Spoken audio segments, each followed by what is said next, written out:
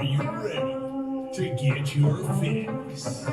With the Wicks here on this beautiful Wednesday, August 24th, 2022, and welcome to the show. If you are a new viewer, thanks for tuning in, and hopefully you continue to do so you get endless amounts of content surrounding the National Football League. That is what we talk about every single day. Sometimes we even go live. So make sure to hit that subscribe. Our goal is 100 subscribers by kickoff of the regular season, which is September 8th, when the Buffalo Bills take on the Los Angeles Rams. And if you're a returning viewer, thanks so much for continuous amounts of support. And if you haven't hit that subscribe yet, consider doing so. It would definitely help in me reaching that goal.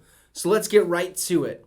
With the preseason just about over, teams are slowly starting to figure out who's going to make the roster and who isn't. Teams are figuring out who or what is the weak spot on our team and what do we need to do to fix that. Well, we're going to go look over at some notable free agents that are still on the market. Some big names, folks, that could find homes very, very soon, especially once this roster or the roster gets down to that 53-man limit, which is August 30th. Okay, my birthday, no big deal. But it is August 30th. All teams have to be down to 53 people on that roster. So where do these free agents land? We'll talk about these specific ones that I'll pull up here in just a minute. Where should they land? Where do I think they're going to go? Do they stay a free agent and stuff like that? So let's dive right into it. Field Yates helped us out here. He says, with the regular season right around the corner, notable NFL free agents include wide receiver Odell Beckham Jr. Okay, well, I see him going back to the Rams. I really do. I think that'd be the best case scenario. I've also heard maybe mumblings of the Buffalo Bills. That would be ridiculous. You could also look at a potential maybe Dallas Cowboy. I think that would work as well. Now, I've said this in the past, but OBJ to me seems like a high market or a big market type of receiver. We've seen it with the New York Giants and the Los Angeles Rams. He had massive amounts of success in both areas. When he went to Cleveland, not as big of a market. Well, you know what happened there. Then let's move down. Edge, Trey Flowers. I believe he was a Detroit Lions. This guy was actually in the building for a visit. I think it was with the Bengals. I'm not 100% sure on that one. I could go look. But he's definitely on the radar of some teams to bring in for some pressure off that edge, and he would definitely be a good addition to anybody's team. We move down to center. J.C. Treader. Listen, folks, I'm a Minnesota Vikings fan, and Garrett Bradbury is not the greatest thing in the world, okay? Let's bring over J.C. Treader, get our guy. Let's see what he can bring to the table. He was in Cleveland with Kwesi Adolfo-Mensah, so that would make all the sense in the world to bring him on our roster. If he doesn't pan out, so be it. We were wrong. We can go draft one. We can go pick one up next offseason and blah, blah, blah. Why? It wouldn't hurt to try. I want J.C. Treader on the Minnesota Vikings. Let me go down to defensive tackle Ndamukong Suh. There was thoughts of him going to the Minnesota Vikings. That ain't going to happen. Okay, that's just not going to happen. But I think there's a small market there for Ndamukong Suh. Now, what teams? I'm really unsure. Really unsure because I think everyone's kind of set at what they have. Now, you could see New England being in a play for this, maybe to boost up some of that run defense. You can also look, I guess I'm not really sure where his market would be. I thought Tampa. I thought he would go back to Tampa. That just wasn't the case. But Ndamukong Suh kind of sitting in that free agent market. He might be one of the guys that stays on the free agency market deep into this NFL season. Linebacker Will Compton. He's been on multiple teams. He's been cut, released, and all this stuff.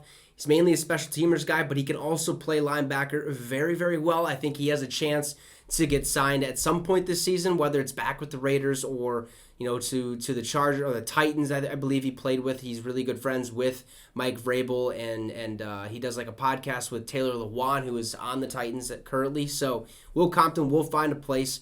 It might be a couple weeks into the season that he does so. Cornerback Joe Hayden. Joe Hayden's getting up there in age. I believe he last played with the Pittsburgh Steelers. Now, there's obviously a market for cornerbacks because multiple teams have one guy that's really good and the rest of them not so much. So Joe Hayden will find a spot on a team at some point this season. Probably same scenario with Will Compton and Ndamukong Suh, probably later in the season.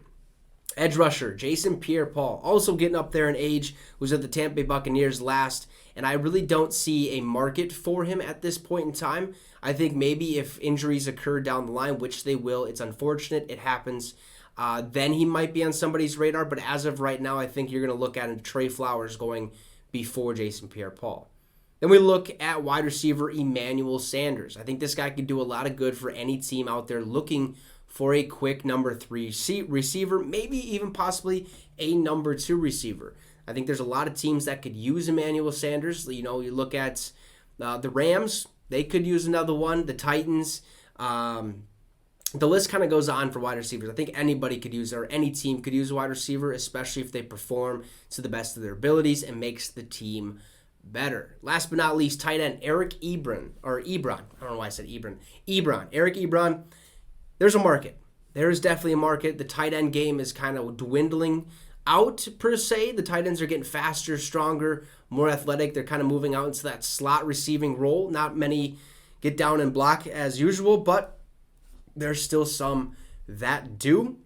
And I think when that happens, you're going to want a backup tight end just in case injuries happen. Eric Ebron could go anywhere. I think the best fit, well, not really sure. I think he was on the Pittsburgh Steelers last season, but Pat Freiermuth is going to be the guy over there.